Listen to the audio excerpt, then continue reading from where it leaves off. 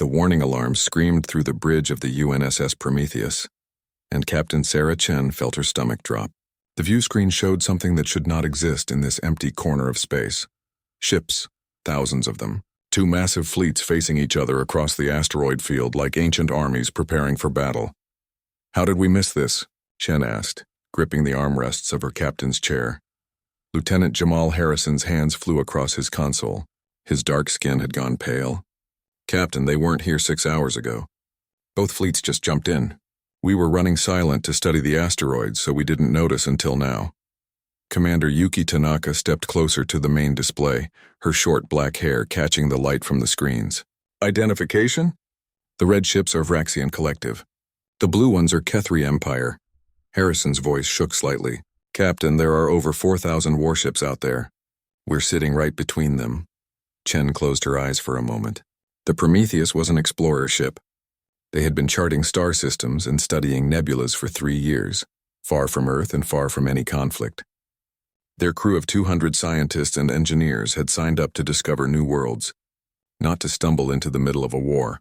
Dr. Marcus Webb rushed onto the bridge, still wearing his grease-stained engineering jumpsuit.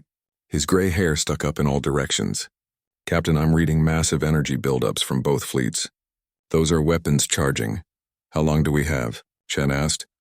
Webb checked his handheld scanner. "Best guess.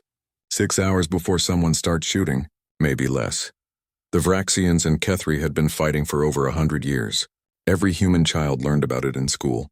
The two most powerful empires in this sector of the galaxy, locked in an endless war over territory, resources, and old grudges that nobody could even remember anymore. Billions had died. Entire planets had been burned to ash, and now the Prometheus sat directly in the crossfire. "Open a channel to both fleets," Chen ordered. "All frequencies. Maybe we can explain that we're not part of this." Harrison worked his console. "Channel open, Captain." Chen stood up and smoothed her uniform. "This is Captain Sarah Chen of the United Nations Starship Prometheus. We are a peaceful exploration vessel from Earth. We have no part in your conflict. We request safe passage to leave this area immediately." Silence. The thousands of warships hung in space like angry metal clouds, but nobody responded. "Try again," Chen said. "Add our identification codes. Make sure they know we're human." Harrison sent the message again. This time a response came quickly. The face that appeared on the screen was definitely Vraxian. Their species looked somewhat like Earth's reptiles, with scaled skin and large eyes that could see in multiple light spectrums. This particular Vraxian wore a military uniform covered in metals. "Human vessel," the Vraxian said, his voice translated by the ship's computer. "You will leave immediately or be destroyed as collaborators with the Kethri Empire. You have 10 minutes to comply." The channel cut off before Chen could respond. Immediately another face appeared. This one was Kethri, a species that looked like tall, thin cats with silver fur and too many fingers. She also wore a military uniform. "Human vessel. Depart now or be eliminated as Vraxian allies. 10 minutes. That channel also went dark. Tanaka turned to Chen. "Captain, both sides think we're helping the other, and both gave us 10 minutes. Can we jump to faster than light speed?" Chen asked Webb. The engineer shook his head. "Not for another hour. We've been running on low power to avoid disturbing the asteroid studies. The FTL drive needs time to charge up. If we try to jump now, we'll tear the ship apart." Chen looked at the tactical display. Even if they could jump, both fleets had them surrounded. Fast attack ships could intercept them before they cleared the area, and the Prometheus was not built for combat. They had basic shields and exactly 2 small defense cannons that were meant for clearing space debris, not fighting warships. "Options?" Chen asked her senior staff. "We could hide in the asteroid field," suggested Tanaka. "Find a big rock and park behind it." Harrison checked his sensors. "Those asteroids won't hide us from military scanners, and when the fighting starts, the asteroids will become shrapnel. We'd be torn apart." "We could try to surrender to one side," Webb offered weakly. "Maybe they'd protect us?" Chen shook her head. "Neither side is going to slow down their battle plan to babysit a human ship. We'd be a liability. They'd either destroy us or ignore us, and we'd die anyway." The bridge went quiet except for the soft beeping of instruments. 200 people on this ship. Scientists who had families back on Earth. Engineers who just wanted to see the stars. None of them had signed up to die in someone else's war. "Captain," Harrison said softly, "I'm picking up communications between the fleets. Both sides. Do you want me to translate? Put it on speaker, Chen ordered. The bridge filled with voices, harsh and angry, as both fleets communicated with their homeworlds and with each other. The Vraxians were broadcasting propaganda about Kethri war crimes. The Kethri were doing the same about the Vraxians. Both sides were positioning their ships in complex formations. Both were preparing for attack. But as Chen listened, something caught her attention. The Vraxian fleet commander was telling his captains to hold position. The Kethri Empress, commanding from her flagship, was ordering the same thing. Both fleets had been sitting here for almost 2 full days according to the positioning data. Harrison, why haven't they started fighting yet? Chen asked. The lieutenant frowned at his console. I don't know, Captain. Both fleets are ready. Weapons are charged. Shields are up. But neither side is moving. Tanaka walked over to the tactical display and studied it carefully. Her eyes narrowed. Look at the formations. They're perfectly balanced. Same number of ships, same class distribution, same weapons loadout. Webb leaned in to look. She's right. It's like they're mirror images of each other. Chen felt something click in her mind, a terrible, dangerous, fragile something. How long have these two empires been fighting? 107 years, Harrison answered. Since before Earth made first contact with any alien species. And they're still exactly matched in strength, Chen said slowly. After 100 years of war, neither side has won. Neither side has gained an advantage. Tanaka understood first. Because any battle destroys both sides equally. They're locked in a stalemate. But they can't admit it, Webb added. After 100 years of propaganda and hatred, neither government can tell their people that the war was pointless. They can't make peace without looking weak. Chen walked to the view screen and stared at the thousands of warships, millions of soldiers on those ships, all of them about to die in a battle that neither side actually wanted to fight, but couldn't figure out how to avoid. And sitting right in the middle was one small human exploration ship with no weapons, no defenses, and a crew that just wanted to go home. But maybe, just maybe, they had something else, something that neither alien empire had considered. Chen turned to her crew. I have an idea. It's crazy and it might get us all killed, but it's the only chance I see for any of us to survive the next 6 hours. She looked at each face. Harrison, Tanaka, Webb, her crew, her responsibility. I'm listening, Tanaka said. Captain Chen called an emergency meeting in the conference room just off the bridge. Every minute counted now, but she needed her senior staff thinking clearly, and the bridge was too chaotic with alarm lights and warnings flashing everywhere. Commander Tanaka sat across from her, arms crossed. Dr. Webb paced back and forth, unable to stay still. Lieutenant Harrison pulled up data on his tablet, his fingers nervous on the screen. Okay, Chen said. Let's start with what we know.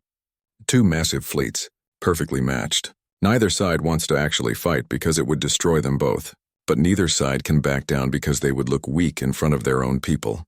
They're trapped by their own pride, Tanaka said. Exactly. Chen leaned forward. They need an excuse, a reason to leave without fighting that doesn't make them look like cowards. Webb stopped pacing. What kind of excuse could possibly work? These empires have been enemies for over a century. That's where we come in, Chen said. Harrison looked up from his tablet. Captain, we're one ship. A science vessel. We have no weapons that could threaten even one of their warships, let alone 4,000 of them. I know, Chen said. But they don't know that. The room went silent. Tanaka's eyes widened. You want to bluff? Not just bluff, Chen said. I want to give them a story they can both use. A story where they both look smart for leaving. A story where some third party, someone unexpected and dangerous, interrupted their battle. Webb sat down heavily. You want us to pretend we're dangerous? Humans have only been in galactic politics for about 30 years, Chen said. We're still new, still unpredictable to the older species. Some of them think we're primitive, but others think we might have secret weapons or hidden technology. We're unknown, and unknown means scary. Harrison shook his head. Captain, even if we could fake having a weapon, they have sensors. They'll scan us and see we're just an exploration ship. They'll see what we want them to see, Chen said. Webb, could you generate false energy readings? Make it look like we're charging some kind of massive weapon? The engineer thought about it. Maybe. I could cycle power through the main reactor in specific patterns. Create feedback loops that would show up on their sensors as unusual energy signatures. But it would just be noise, Captain. Any decent engineer on their side would figure it out in a few minutes. We don't need a few minutes, Chen said. We need a few hours. Just long enough for both sides to hesitate. Just long enough for them to think twice about starting a battle with an unknown factor in the middle of everything. Tanaka leaned back in her chair. They're desperate for a reason not to fight. If we can make ourselves look dangerous enough, they might use us as an excuse. But we have to sell it, Chen said. We can't just turn on some fake energy readings and hope. We need to act like we're actually powerful. We need to make demands. We need to sound confident. Harrison looked worried. What if they call our bluff? What if they just shoot us to eliminate the unknown factor? That's the risk, Chen admitted. But think about it from their perspective. They're already scared of starting this battle. They're already looking for a way out. If we show up acting confident and powerful, they might convince themselves that we really are dangerous. Sometimes people see what they expect to see. Webb rubbed his face. This is insane. Do you have a better idea? Chen asked gently. Nobody spoke. Here's what I'm thinking, Chen continued. Webb, you create the energy signatures. Make them look like weapon charging patterns. Harrison, you're going to help me craft a message to both fleets. Something official sounding. Something that claims authority. What kind of authority? Harrison asked. Chen thought about it. We declare this space under Earth protection. We cite some kind of treaty or protocol. It doesn't matter if it's real or not. We just need to sound official and powerful, like we have the right to be here and they don't. Tanaka nodded slowly, and while they're processing that, trying to figure out if it's real, Webb's fake energy readings will make them nervous. They'll see sensors showing weapon charging and they won't want to risk it. Exactly, Chen said. We're not trying to fool them forever. We're just trying to give them an excuse to leave. They want to leave. We're just making it possible for them to leave without losing face. Webb stood up and started pacing again. I'll need help from my engineering team. We'll have to be careful with the reactor. If we mess up the power cycles, we could actually cause a real meltdown. Take whoever you need, Chen said. How long to set it up? 2 hours, maybe 3. Harrison was already typing on his tablet. I'm looking up Earth military protocols. Maybe I can find something that sounds impressive. Some kind of protection treaty or defense zone. Chen turned to Tanaka. I need you to coordinate with the crew. Everyone needs to know what's happening. Everyone needs to play their part. If someone panics and sends a message that contradicts our story, the whole thing falls apart. Understood, Tanaka said. What about families? People are going to want to send messages to Earth. Final goodbyes just in case. Chen felt a pain in her chest. No outgoing communications, nothing. If our bluff works, everyone gets to go home and see their families. If it doesn't, messages won't help anyway. All communication channels need to be controlled. It was harsh but necessary. Tanaka nodded and left to brief the crew. Webb headed to engineering, already calling his team on his communicator. That left Chen and Harrison alone in the conference room. Captain, Harrison said quietly, what if this makes things worse? What if by pretending to be powerful we actually start the battle? Both sides might decide to destroy us first before fighting each other. Chen had thought about that. It kept her awake at night sometimes. The weight of 200 lives depending on her decisions. It's possible, she admitted. But right now we're already dead. When that battle starts, we're right in the middle of it. At least this way, we're doing something. We're taking action instead of just waiting to die. Harrison managed a small smile. My grandmother used to say that humans are crazy, that we take stupid risks that no sensible species would try. Is that a bad thing? Chen asked. Not today, Harrison said. Today, maybe crazy is exactly what we need. They spent the next hour crafting the message. Harrison pulled up old Earth military documents, UN charters, and historical treaties. Chen combined them into something that sounded official and important. They invented names for protocols that didn't exist. They created fake authority that sounded real. The key was confidence. They had to sound like they had every right to be here. Like Earth was a major power that could enforce its will in this sector of space.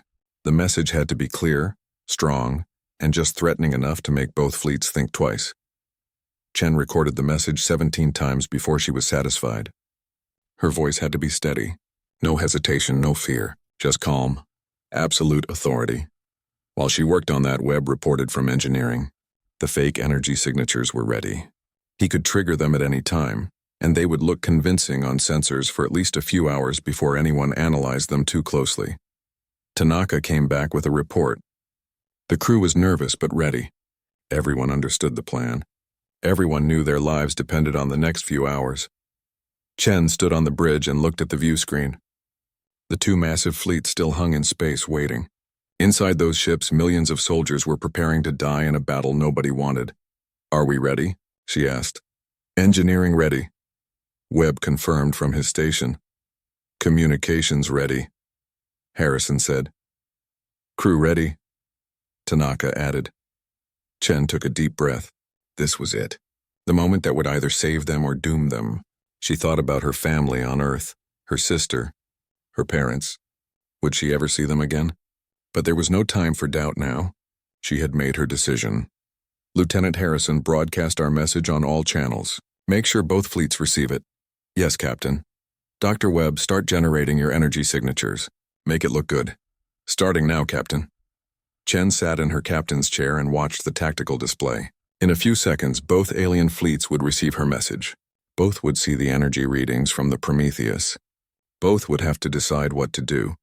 Everything depended on how desperate they were to avoid fighting. Everything depended on whether they would accept the excuse she was offering them. The message transmitted. The fake weapon charged, and 200 humans held their breath, waiting to see if their impossible gambit would work. The message broadcast across all frequencies, reaching thousands of warships in both fleets simultaneously. Captain Chen's voice, calm and authoritative, filled communication channels that had been carrying nothing but military orders and propaganda for days. "This is Captain Sarah Chen of the United Nations Starship Prometheus. Under Earth Protection Protocol 773, this sector is hereby designated as a protected zone. All military vessels are ordered to withdraw immediately. Any hostile action will be met with Category 9 response measures. You have 6 hours to comply. This is your only warning." Harrison cut the transmission and looked at Chen. His hands were shaking slightly. "Message sent, Captain." "Webb?" Chen asked. On the engineering station, false energy readings were appearing across every sensor band. Dr. Webb had done excellent work. The patterns looked like weapon charging sequences building in intensity. Any ship scanning the Prometheus would see power levels that seemed impossible for a vessel of their size. "Energy signatures broadcasting," Webb confirmed. "They'll see something big warming up. I'm cycling the patterns to make it look more complex than it really is." Chen watched the tactical display. For a long moment, nothing happened. Both fleets remained in position. No ships moved. No weapons fired. The silence stretched on. Then the communications console lit up with incoming messages. Dozens of them. Both fleets were trying to contact them, demanding explanations, asking questions, making threats. "Don't answer yet," Chen ordered. "Let them sweat for a few minutes. We need to look busy with something more important than talking to them." It was all about perception. If they answered immediately, they would seem eager or desperate. But if they made both fleets wait, it would seem like the Prometheus had better things to do than explain itself. Like they were confident, like they were powerful. Commander Tanaka stood beside Chen's chair, watching the display. "The Vraxian fleet is moving some ships," she said quietly. "Scout vessels. Coming in for a closer look?" "Expected," Chen said, though her heart was pounding. "Harrison, are you ready with the next phase?" "Ready, Captain." The next phase was Harrison's idea, and it was brilliant. Before joining the Prometheus, he had worked in signals intelligence. He knew how military communications worked. He knew what patterns to create to make something seem real. "Start the Phantom Fleet," Chen ordered. Harrison began broadcasting carefully crafted signals, radio chatter that sounded like dozens of ships coordinating movements, sensor echoes that could be interpreted as vessels approaching from deep space, encrypted transmissions that were actually just random noise but looked like military codes. He had spent 2 hours setting this up, creating recordings of human voices having tactical conversations. They were all fake, all members of the Prometheus crew reading from scripts. But when broadcast across multiple channels with the right delays and distortions, it sounded like a fleet of human warships was approaching the sector. "How long until they realize it's fake?" Chen asked quietly. "Depends how closely they look," Harrison said. "If they try to decrypt the transmissions, they'll know in minutes. If they just scan for signal sources, it might fool them for an hour. Maybe more if they're already nervous." On the view screen, both alien fleets were stirring. Ships were repositioning. The perfect formations were breaking apart slightly as commanders reacted to this new situation. The Vraxian scouts were getting closer to the Prometheus, their scanners probably working at full power. "Captain, we're being hailed by the Vraxian fleet commander," Harrison said. "Admiral Thorax himself." "Put him on screen," Chen said. "And remember, we're not scared. We're annoyed that they haven't left yet." The screen filled with Admiral Thorax's reptilian face. His scales were dark green with age, and his large eyes studied Chen carefully. He wore a uniform with more medals than Chen could count. "Human captain," Thorax said, his translated voice rough. "Explain your presence here. Explain these energy readings. Explain your authority to claim this space." Chen met his gaze without flinching. "Admiral, your war is interfering with Earth research operations in this sector. The asteroids here contain rare elements that we are studying. Earth Protection Protocol 773 states clearly that any research zone may be defended by appropriate measures. You and the Kethri fleet are both in violation of galactic research treaties." It was complete nonsense. Earth had no such protocols. The galactic research treaties didn't work that way. But it sounded official, and Chen delivered it with absolute confidence. Thorax's eyes narrowed. "I know of no such protocol."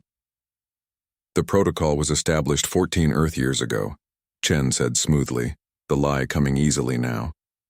Perhaps the Vraxian collective was too busy with its war to pay attention to diplomatic developments. Either way, ignorance of the law is not an excuse for violation. It was a calculated insult suggesting that the Vraxians were out of touch and uninformed. Thorax's scales rippled with what might have been anger. "Your ship is alone," Thorax said. "One small vessel. You cannot possibly threaten my fleet, can't I?" Chen smiled slightly. "Admiral, your sensors are showing you my weapon charging. What you're not seeing is the fleet approaching from deep space. 17 human warships carrying weapons your people have never encountered. They'll arrive in 4 hours. Now, I don't particularly want to start an interstellar incident today. I'd rather finish my research and go home. So here's what's going to happen. You're going to withdraw your fleet beyond the boundary of this sector. The Kethri will do the same. And everyone goes home alive. Simple." Thorax was quiet for a moment. Chen could see him thinking, calculating. The energy readings from the Prometheus were real, even if the weapon wasn't. The phantom signals that Harrison was broadcasting sounded real. And most importantly, Thorax already wanted a reason to leave. She was just giving him that reason. "The Kethri won't leave," Thorax said finally. "If we withdraw first, they'll claim victory." "Then you'll withdraw at the same time," Chen said. "I don't care about your politics, Admiral. I care about finishing my work. Both fleets leave together. Both claim they're being smart by avoiding the dangerous humans. Your government can say you made a tactical withdrawal. Their government can say the same thing. Everyone saves face, the communication cut off." Thorax's face disappeared from the screen. "He's thinking about it," Tanaka said. "Or he's preparing to shoot us," Webb added nervously. Before Chen could respond, another hail came in, this time from the Kethri Empire. The face that appeared was elegant, silver-furred, with large cat-like eyes. This was Empress Kilara herself, commanding the Kethri fleet from her flagship. "Captain Chen," the Empress said, her translated voice smooth as silk. "I have been listening to your conversation with Admiral Thorax. Your proposal interests me." Chen hid her surprise. The Empress had been monitoring their communications. That was actually helpful. It meant Chen didn't have to repeat everything. "Your Majesty," Chen said, remembering the proper title for Kethri royalty. "I'm glad someone is being reasonable. This conflict is pointless. You know it. Thorax knows it. Everyone knows it. But nobody can figure out how to stop without looking weak." Empress Kilara's ears twitched, which Chen remembered was a sign of amusement in Kethri body language. "You are very direct, Captain." "I don't have time for politics," Chen said. "My crew wants to finish our research and go home. Your fleets are in the way, so let's make this simple. Both sides withdraw. Both sides tell their people they won. Both sides avoid losing millions of soldiers in a battle that won't accomplish anything anyway." "And if I refuse?" the Empress asked. Chen gestured to the view screen where the energy readings from the Prometheus were still building. "Then in about 30 minutes, my weapon reaches full charge. And I'll do whatever it takes to protect my crew and complete my mission. Your Majesty, I really don't want to start a war between Earth and the Kethri Empire, but I will if you force me to." It was a massive bluff. The Prometheus couldn't hurt anyone. But Chen delivered the threat with calm certainty, like she absolutely meant it. The Empress studied her for a long moment. Then surprisingly, she smiled. "You are either very brave or very foolish, Captain Chen. I have not decided which. But your proposal has merit. I will consult with my advisors." The screen went dark again. Webb wiped sweat from his forehead. "Captain, those energy signatures can't last forever. If both fleets send technical teams to analyze them closely, they'll figure out it's all fake. We have maybe 2 hours before someone smart gets suspicious." "Then we need to sell it harder," Chen said. She turned to Harrison. "Increase the Phantom Fleet signals. Make it sound like our reinforcements are getting closer. Add some aggressive chatter like our ships are preparing to attack if the fleets don't leave." Harrison nodded and got to work. Soon the communications spectrum was filled with more human voices. All fake, all scripted, but all sounding like a military force preparing for combat. Tanaka pulled up a tactical report. "Captain, the Vraxian scouts are withdrawing. Thorax must have ordered them back." "Good sign," Chen said. "He's being careful. He doesn't want to provoke us. Or he's preparing a coordinated attack," Webb muttered. "Always the optimist," Tanaka said with a slight smile. Captain Chen allowed herself exactly 30 seconds to feel relieved. Then she returned to the problem at hand. Both fleets had withdrawn, but they hadn't left the sector entirely. They were still close, still watching, and the Prometheus was still sitting in the middle of empty space with a weapon that didn't exist, and a phantom fleet that was pure fiction. "Status report," Chen said. Keeping her voice steady for the crew's sake, Commander Tanaka checked her console. "Both fleets are holding position at approximately 20,000 kilometers. Neither side is powering down weapons. Neither side is leaving." "They're waiting to see what we do," Lieutenant Harrison said. "Watching to see if we're really as dangerous as we claimed." Dr. Webb looked up from the engineering station, his face worried. "Captain, I'm getting fluctuations in the reactor from all this power cycling. It's not dangerous yet, but we can't keep this up much longer. Maybe another hour before I have to shut it down." Chen nodded slowly. They had bought themselves time, but not freedom. The fleets were still here, still suspicious, and the longer this went on, the more likely someone would figure out the truth. "Harrison, are they still buying the Phantom Fleet signals?" she asked. "Hard to say, Captain. I'm not detecting any active scanning in that direction, but that doesn't mean they're not analyzing the signals. If they run a spectral analysis, they'll realize the signals are coming from us, not from ships in deep space." Tanaka frowned at her tactical display. "Captain, we have a problem. The Vraxian fleet is launching scout ships again. Fast attack wings, 6 vessels. They're heading straight for us." Chen felt ice in her stomach. "Thorax is calling our bluff. What do we do?" Webb asked. Chen thought fast. The Vraxian scouts would be here in minutes. Once they got close enough for detailed scans, they would see the truth. The Prometheus was just an exploration ship. No weapon, no threat. Just a crew of scientists who had lied their way into stopping a war. And when Thorax discovered the lie, what would he do? Would he be grateful for the excuse to avoid battle? Or would he be furious at being tricked? Fury seemed more likely. And a furious admiral with 4,000 warships could do a lot of damage to one small human vessel.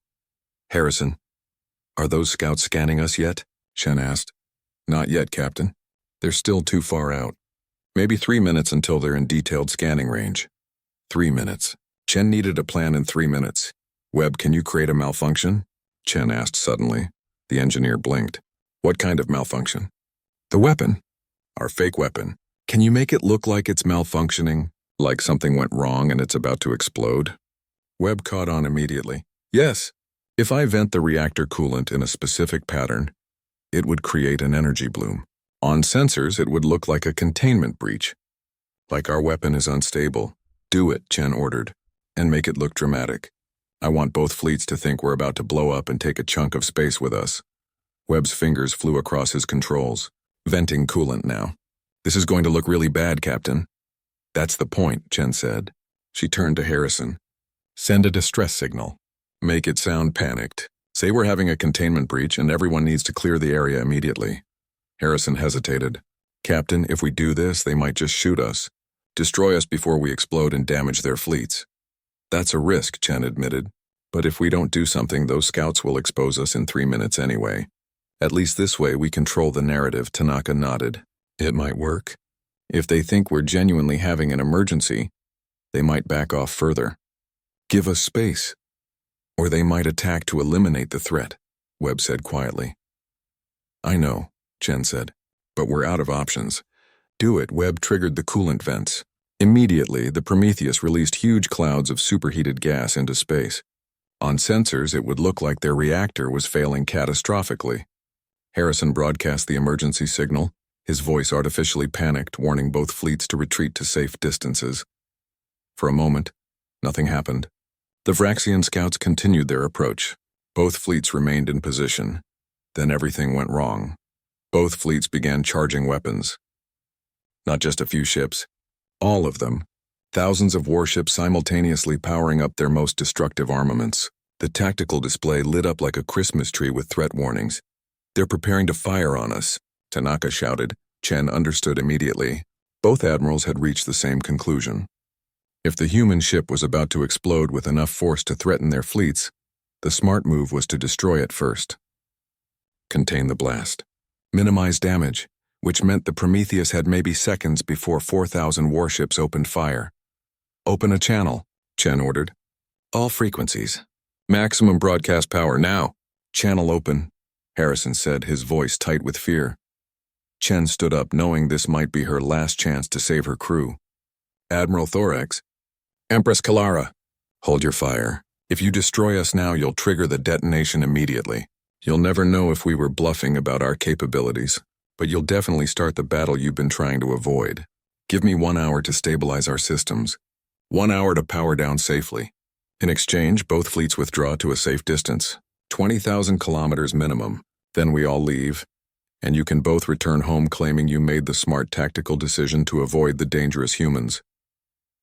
Silence. Both fleets continued charging weapons. The Vraxian scouts were close enough now that Chen could see them on the visual display, 6 sleek warships bristling with weapons close enough to open fire. Chen kept talking desperately. Think about it. If you shoot us and we were bluffing, you've just murdered 200 unarmed scientists. That's a war crime. Earth will demand answers. You'll both have a diplomatic nightmare. But if you shoot us and we weren't bluffing, you've just triggered a weapon you don't understand. Either way, you lose. But if you let us power down safely and leave, everyone goes home. Everyone wins. You avoid the battle. You avoid an incident with Earth. And you can both tell your governments that you were smart enough to recognize a threat and respond appropriately. Tanaka leaned close to Chen and whispered, Captain, weapons are still charging. Both fleets. Chen's mind raced. The logic was sound. She was offering both sides exactly what they wanted, a face-saving way out. But would they take it? Or were they too committed now? Too angry at being manipulated? On the view screen, the Vraxian scouts were holding position just a few kilometers away, close enough to see the coolant cloud still venting from the Prometheus, close enough to scan every detail of the ship. One of those scouts had to be sending data back to Admiral Thorax. Data that would show the truth. That the Prometheus was just an exploration vessel. That there was no weapon. That everything had been a bluff. This was it. The moment where everything would either work or fall apart completely. Chen sat back down in her captain's chair. She forced herself to look calm, confident, like she absolutely believed her own words, like she knew without doubt that both admirals would make the smart choice. Webb, how are those reactor readings? She asked, her voice steady. Unstable, Captain, Webb said, playing along. If I don't start stabilization procedures soon, we really will have a meltdown. Harrison, any response from either fleet? Nothing yet, Captain. The seconds stretched on. Chen could hear her own heartbeat. Could hear the breathing of her crew. 200 lives depending on this moment. Then finally, Admiral Thorax's face appeared on the screen. His expression was unreadable. Captain Chen, he said slowly, your ship will power down its systems. You will remain in position for 1 hour. Both fleets will withdraw to a distance of 20,000 kilometers, where we will maintain a defensive posture. After 1 hour, you will leave this sector and not return. If you violate these terms, we will destroy you. Is this understood? Chen wanted to cry with relief. Instead, she nodded crisply. Understood, Admiral. We'll power down immediately. Thorax's image disappeared. A moment later, Empress Kalara appeared. Captain Chen, the Empress said, and there was something in her voice. Amusement, respect? Your weapon was most impressive. I hope we do not meet again under such circumstances. The Empress's image vanished before Chen could respond. Orders rippled through both fleets.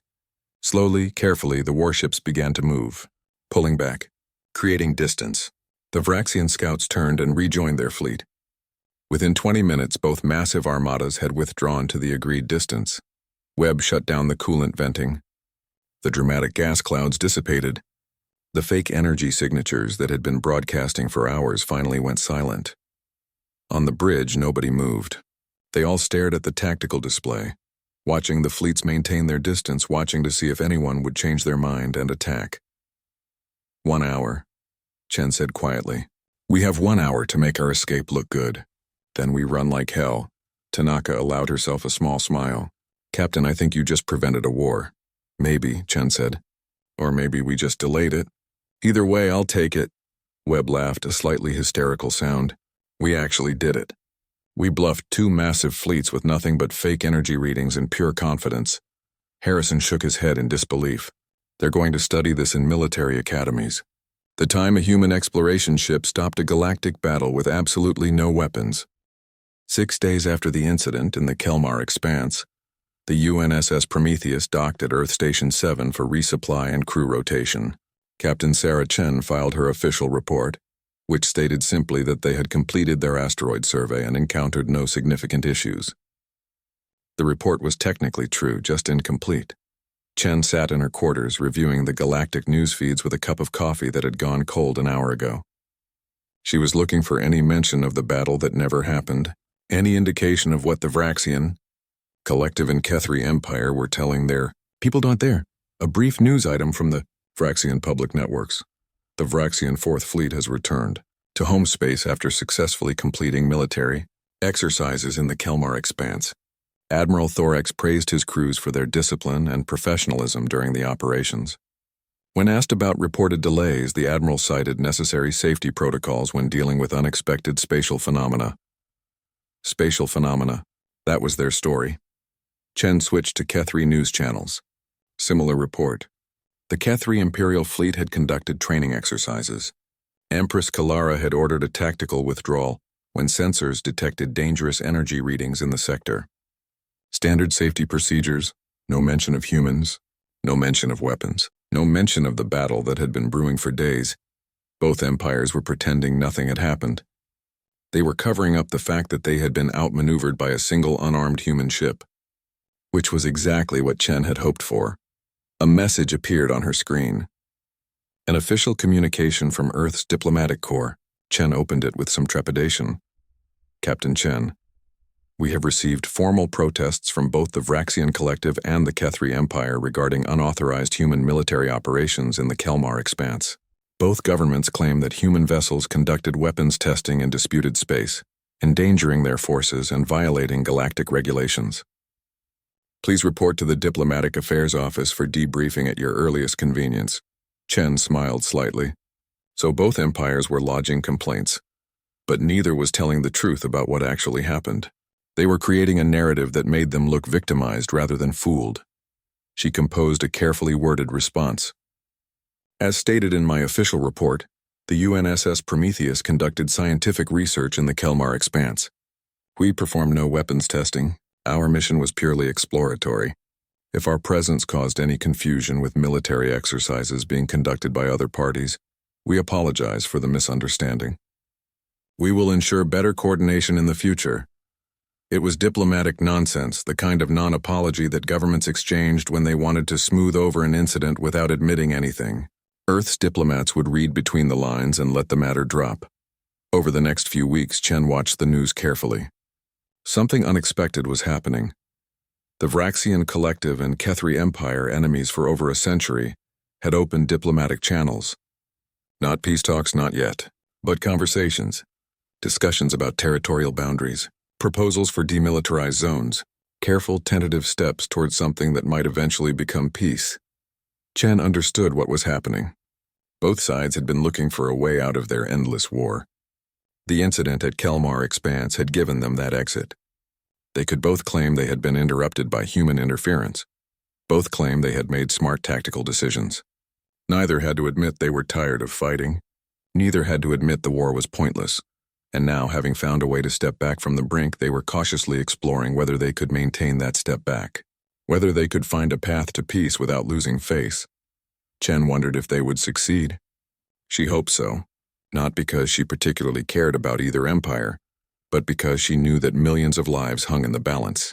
If the Vraxians and Kethri made peace, billions of beings across dozens of worlds would benefit, and it had all started because one human ship had pretended to be dangerous. 2 years passed. Chen received orders to attend a diplomatic reception at Neutral Station Harmony, a massive space station that served as neutral ground for galactic diplomacy. The invitation was vague about the purpose but mentioned that several high-ranking military officials from various species would be present. Chen almost declined. She had no interest in diplomatic parties, but something made her curious. She accepted the invitation. The reception was held in one of the station's grand ballrooms, a huge space with transparent walls showing the stars outside. Hundreds of beings from dozens of species mingled, drinking exotic beverages and conducting quiet negotiations. Chen wore her formal captain's uniform and tried to blend into the background. She was sipping something that tasted like mint and electricity when she noticed 2 beings watching her from across the room. One was reptilian with dark green scales. The other was feline with silver fur, Admiral Thorax. Empress Kilara. Chen's first instinct was to leave immediately, but they were already approaching, moving through the crowd with the confidence of people who commanded fleets and empires. They reached her table. For a moment, nobody spoke. Then Thorax gestured to the empty chairs. "May we join you, Captain Chen?" he asked. Chen nodded, not trusting her voice. They sat. The Empress ordered drinks from a passing server. Thorax studied Chen with those large, ancient eyes. "You look surprised to see us," Thorax said. "I didn't expect this," Chen admitted. "We requested your invitation," the Empress said smoothly. "We wanted to speak with you privately, away from official channels." Chen's mind raced. What did they want? Did they know the truth? Were they angry? After 2 years, had they figured out that the Prometheus had no weapon at all? "Our empires have been engaged in peace talks for 18 months now," Thorax said. "We have established demilitarized zones, trade agreements, cultural exchanges, things that would have been impossible 2 years ago." "I've been following the news," Chen said carefully. "It's impressive progress." "It is," the Empress agreed. "And it began because of what happened at Kelmar Expanse." Here it comes, Chen thought. They're going to accuse me of manipulation, of lying, of endangering their fleets with false claims. But Thorax simply reached into his uniform and pulled out a small data chip. He placed it on the table between them. "This contains safe passage coordinates," he said, "for any human vessel traveling through Vraxian or Kethri space. Permanent authorization. No questions asked." Chen stared at the chip. "I don't understand." The Empress leaned forward. 2 years ago, you gave us something we desperately needed but could not ask for. You gave us a reason to stop fighting, a way to back down without losing honor. Your weapon was most impressive, Captain," Thorax said, and there was something in his voice. Not quite a joke, but not quite serious either. Chen felt her stomach drop. They knew. Of course they knew. They had probably known within hours of the incident. Their technical teams would have analyzed every sensor reading. They would have figured out that the energy signatures were fake, that the weapon didn't exist, that the entire thing had been an elaborate bluff, and they were thanking her for it. "I don't know what you're talking about," Chen said quietly. The Empress smiled, showing teeth. "Of course you don't, and we would never suggest otherwise. As far as official records show, you were conducting scientific research and we were conducting military exercises. Nothing more happened. But unofficially," Thorax said, "we wanted you to know that we understood. We understood what you did and why. You could have saved only yourselves, jumped away and left us to our war. But instead, you took a tremendous risk to give us an exit. Millions of beings are alive today because of that choice," the Empress said softly. "Soldiers who would have died in a pointless battle. Families who still have their loved ones. Children who will grow up without war." Chen felt tears threatening. She blinked them back. "I was just trying to save my crew." "Perhaps," Thorax said, "but you chose to save us as well. Whether that was your intention or not, the result is the same." He stood up. The Empress did the same. They both gave Chen small bows of respect. "The peace talks will continue," the Empress said. "They are difficult. There is much anger to overcome, much history to heal. But for the first time in over a century, both our peoples believe peace is possible. You gave us that belief, Captain. They turned to leave. Chen grabbed the data chip from the table. Wait, she said. I have to ask. Did you really believe we had a weapon? Or did you know it was a bluff from the start? Thorax and the Empress exchanged a look. Then Thorax turned back to Chen. Does it matter? He asked gently. What matters is that you gave us permission to choose differently. You showed us that there was another path. Whether your weapon was real or not, your courage was real. Your willingness to stand between our fleets was real. And that was enough. They walked away, disappearing into the crowd of diplomats and officials.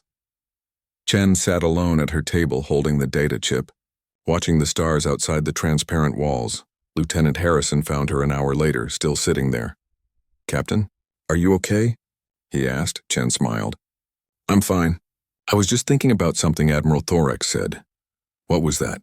He said that sometimes the most powerful weapon is the one you never had at all. Harrison sat down across from her. Did he figure out the truth?